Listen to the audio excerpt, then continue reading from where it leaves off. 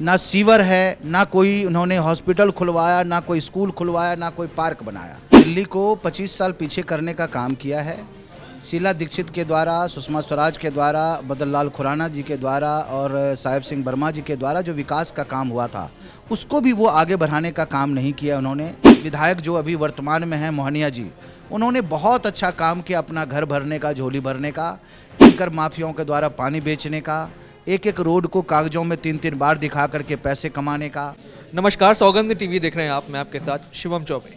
जिस तरीके से दिल्ली में विधानसभा चुनाव बेहद नज़दीक हैं, अभी कुछ ही महीनों में चुनाव होंगे, यहाँ पर वोट पड़ेंगे और जनता अपनी नई सरकार चुनेगी।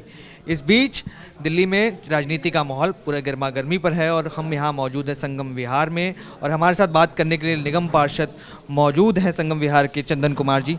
चंदन जी, किस तरीके से देख रहे हैं आपके एरिया में जो डेवलपमेंट का काम होना चाहिए, जिस तरीके से कहीं ना कहीं वो नज़र नहीं आ रहा है? बाकी विधानसभा क्षेत्रों की बात करें, लगातार दिल्ली गर्त में डूबी जा रही है, चाहे हम पानी की महामारी देखें, चाहे हम सड़कों की हालत देखें। क्या लगता है केजरीवाल सरकार जो वादे कर आई थी सरकार में कि लंदन पेरिस जैसी सड़कें बना कर देंगे, पानी देंगे, बिजली देंगे, शिक्षा देंगे, जितने तमाम वादे किए थे, कितनी सफल हो पाई कामों में अपने? देखिए, उन्होंने दिल्ली को 25 साल पीछे करने का काम किया है।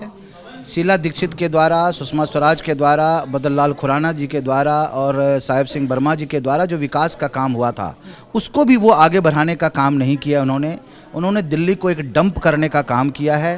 संगम विहार और अनऑथराइज्ड कॉलोनी के जनता के लोगों को नारकी जीवन जीने के लिए मजबूर कर दिया है, जहाँ ना तो रोड की व्यवस्था है, ना तो पीने के पानी की व्यवस्था है, ना तो चलने का रास्ता है, ना तो बहने का गंदे पानी का नाला है, ना सीवर है, ना कोई उन्होंने हॉस्पिटल खुलवाया, ना कोई स्कूल खुलवाया, ना कोई पार्क बनाया।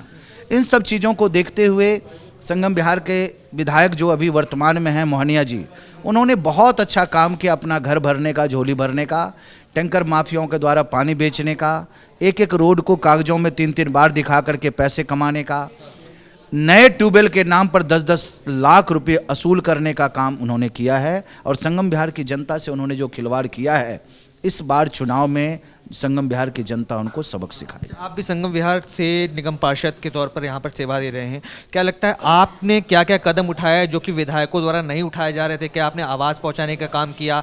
अपनी ओर से आपने क्या प्रयास किया जिससे जनता के लिए कुछ बेहतर हो पाए काम में?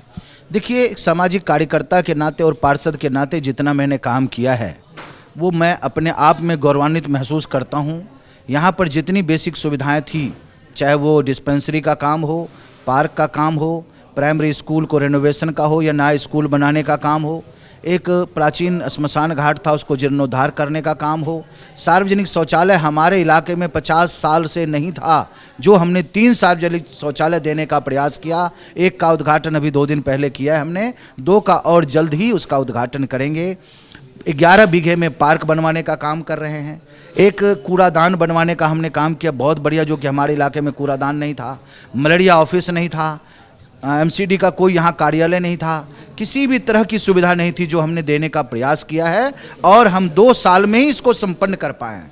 चंदन जी, अभी जनता से हम बात कर रहे थे इस एरिया में, तो जनता ने बताया कहीं ना कहीं, जब हम नाम पूछ रहे थे कि क्या लगता है किसके तरफ आप जाना चाहेंगे इस बार, तो जनता का रुझान भी कहीं ना कहीं बीजेपी की ओर आ रहा है और आपका भी नाम बढ़ चढ़ कर सामने आ रहा है।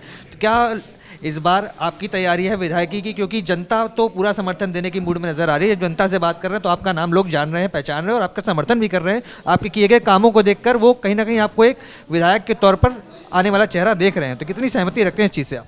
देखिए, भारतीय जनता पार्टी है, मैं तो एक कार्यकर्ता के रूप में काम कर रहा हूँ। यदि पार्टी को लगता है वो किसी पर भी दाव खेल सकती है, किसी भी कार्यकर्ताओं पर। पार्टी यदि मेरे ऊपर विश्वास करती है और टिकट देती है तो हम पार्टी को विश्वास दिलाते हैं कि सबसे पहले संगम बिहार की जनता का आशीर्वाद लेकर के बीजेपी का जीत दर्ज करेंगे। केजरीवाल जी पर एक आपकी राय जाननी थी। केजरीवाल साहब ने पिछले बार भी चुनावों में एक नैरेटिव सेट किया था कि केजरीवाल बनाम कौन, तो क्या लगता है बीजेपी के अंदर, क्योंकि चुनाव आने वाले हैं, केजरीवाल फिर से आएंगे, कहेंगे देखिए जी केजरीवाल का एक चेहरा सामने खड़ा है, उधर बीजेपी के अंदर कोई चेहरा नहीं है, तो क्या लगता है बीजेपी के अंदर ऐसा कौन सा चेहरा है जो जनता के सामने आएगा और कहेगा कि मेरे नाम पे वोट दो, मैं दिल्ली का अगला मुख्यमंत्री बनने की दावेदारी रखता हूँ? देखिए, बीजेपी कभी भी चेहरे पर चुनाव नहीं लड़ती है। हमारा एक ही चेहरा होता है, नरेंद्र मोदी जी का चेहरा। आपने हरियाणा में देखा होगा, कोई चेहरा नहीं था। आपने महाराष्ट्र में देखा कोई चेहरा नहीं था। जहाँ जहाँ हमारे प्रांतों में सरकार है, राजस्थान हो, मध्य प्रदेश हो, छत्तीसगढ़ हो, जहाँ भी है, हम चेहरे पर चुनाव नहीं लड़ते हैं, हम नरेंद्र मोदी के फेस पर चुनाव लड़ते हैं, विकास के फेस पर चुनाव लड़ते हैं, एक डेवलपमेंट और डेडिकेशन और डिवोशन के साथ चुनाव लड़ते हैं। तो जिस तरीके से देखा, चंदन कुमार चौधरी जी हमारे साथ मौजूद थे, जिन्होंने बताया कि किस तरीके से इनके इलाके में जो भी विकास के कार्य करने थे, कहीं ना कहीं जो विधायकों द्वारा अपनी झोली भरने का काम किया गया। निगम पार्षद होने के नाते इन्होंने जनता की मांग सरकारों तक पहुंचाई और जनता के लिए काम कर कर दिखाया। विधायकी की दावेदारी भी पूरी तरीके से पेश कर रहे हैं, कहीं ना कहीं जनता का समर्थन भी मिल रहा है। आने वाले समय में मिलेगा, पता चलेगा जो टिकट की बंटवारा होगा उसके बाद चंदन कुमार जी से आपसे बात करेंगे। अब आप क्या विचार रखते हैं दिल्ली के विधानसभा चुनाव के बारे में, हमें कमेंट सेक्शन में जरूर बताइए और तमाम ऐसी खबरों के लिए हमारे साथ बने रहें। देखते रहें सौगंध टीवी। धन्यवाद। आप देख रहे हैं सौगंध टीवी, सौगंध वतन की।